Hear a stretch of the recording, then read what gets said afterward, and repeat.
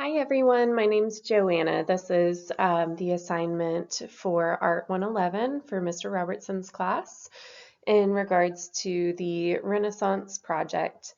So I decided to choose Raphael's Stanza della Segnatura, also known as the Room of the Signatura.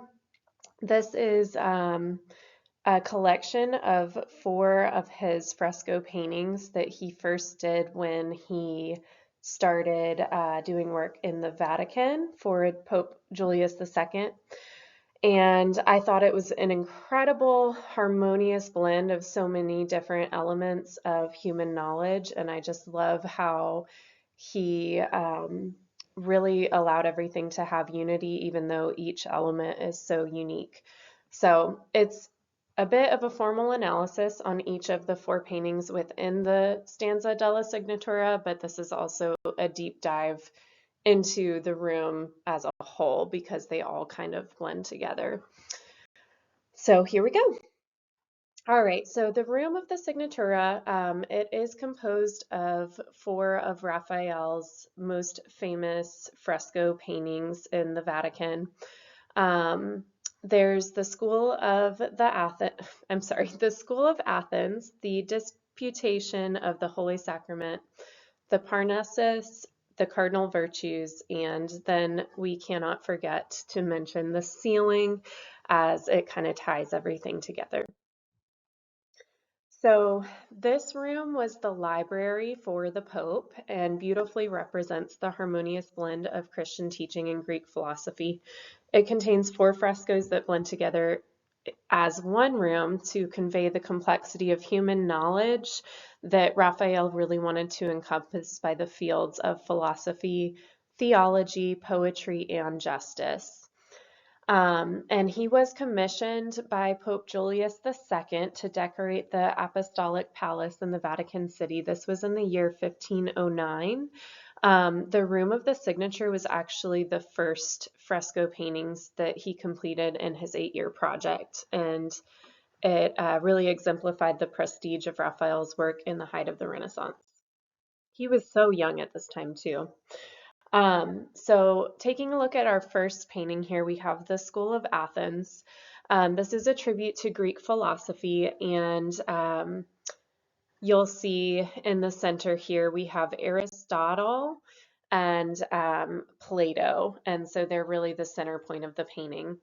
Plato holds the Timaeus and points upwards, while Aristotle holds the Ethics book and holds his hand down. So it's kind of this again, we see a lot of blending here, and it's a blend of both a focus on theory as well as ethics. And then you see all of the classical philosophers, mathematicians, and scientists, as well as artists like Michelangelo, Da Vinci, and then Raphael himself did a self-portrait. This is about 25 feet by 16 feet, so it is a large painting. It's full of light and color. As a fresco medium painting, he utilized sfumato and chiaroscuro techniques to kind of blend the colors. And we definitely see linear perspective in this, as you can kind of see the three-dimensional scale and proportion. And I am so sorry, I cannot get my slides to go backwards to see the painting again, so I'll try to stop on it on the next couple ones. Interpretation and evaluation of this is just the value of philosophy and the link between theory and ethics, as well as the Platonic thought that is historically significant of Greek philosophy, but still a connection to religion in the Pope's library. I am definitely going to go over 5 minutes, you guys. I'm sorry. So the Disputation of the Holy Sacrament is the second of the four paintings, and I'm going to pause on this page just so you can really see what's going on here. So we have the heavenly realm up here, and then we have the earthly realm as presented with a lot of the Catholic Church members. The heavenly realm, you see Jesus Christ in the middle. We have the Virgin Mary, we have John the Baptist, and then these are a lot of apostles, disciples, as well as we have Moses here and different important figures from the Bible, and then up top we have the angels. I believe this is supposed to be a representation of God, as we see the Trinity here, God, Jesus, and the Holy Spirit.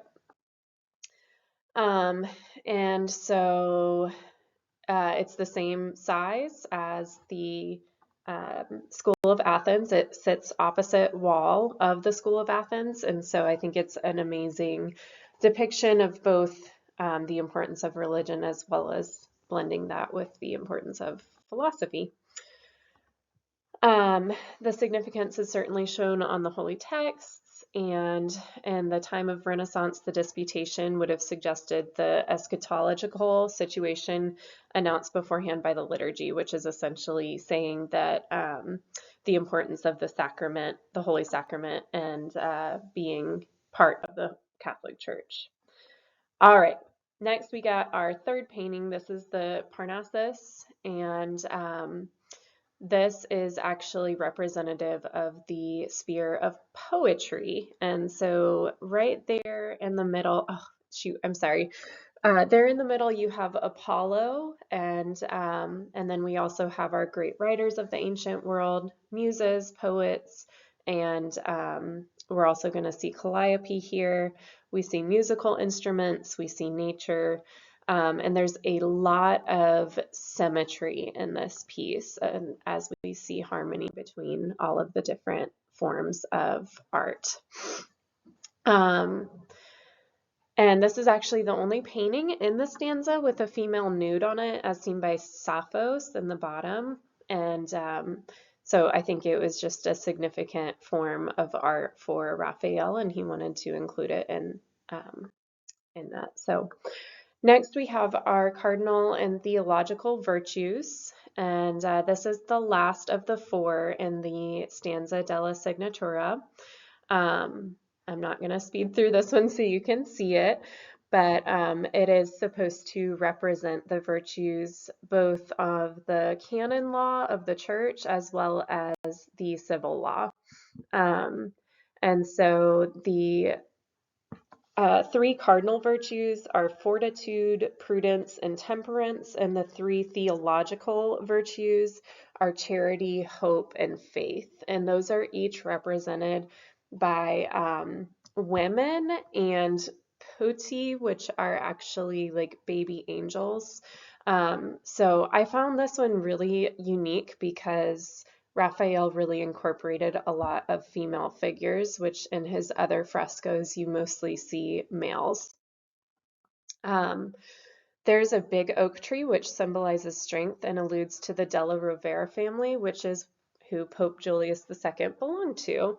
And then we also see a lot of the religious leaders of the Catholic Church, including the Pope himself, represented here. So I think Raphael was trying to kind of have this final painting really be a signature piece to conclude the room. So the room of the Segnatura, as I mentioned, is where the Pope studied, read, and signed and sealed important papal documents. So it was important that he would be able to gain wisdom and inspiration that encompassed all forms of human knowledge. And Raphael did a really excellent job of doing just that. I had to take a moment to show the ceiling.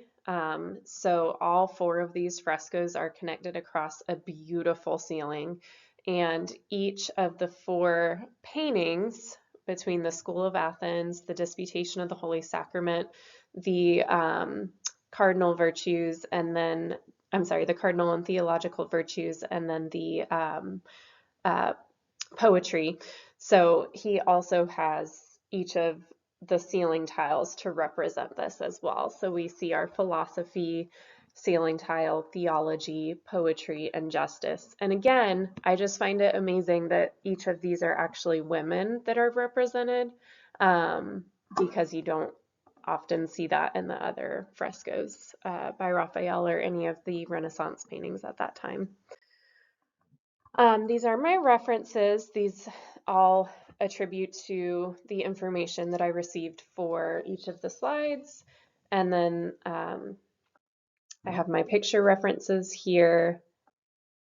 And that is it. So thank you guys so much for listening to the Renaissance Matters video on the the Stanza della Segnatura by Raphael. Um, and I hope you have a great day. Thank you.